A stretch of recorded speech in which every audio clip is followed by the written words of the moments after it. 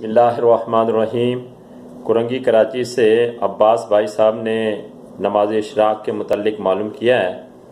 تو بھیا نماز اشراق سورج نکلنے کے کم از کم 20 منٹ بعد پڑھی جاتی ہے۔ 2 رکعتیں یا 4 رکعت جیسا موقع اور وقت ہو اس کے مطابق ادا کر لیں۔ نبی کریم صلی اللہ علیہ وسلم نے ارشاد فرمایا، جو شخص بھی نماز فجر ادا کر کے ذکر اللہ میں مشغول ہو جائے بشرطے کہ اس نے نماز فجر جماعت سے ادا کی ہو یہاں تک کہ آفتاب بلند ہو جائے، جس کا وقت 20 منٹ ہے، پھر 2 رکعت نماز نفل پڑھے تو اسے اللہ تعالی حج و عمرے کا ثواب عطا فرمائے گا۔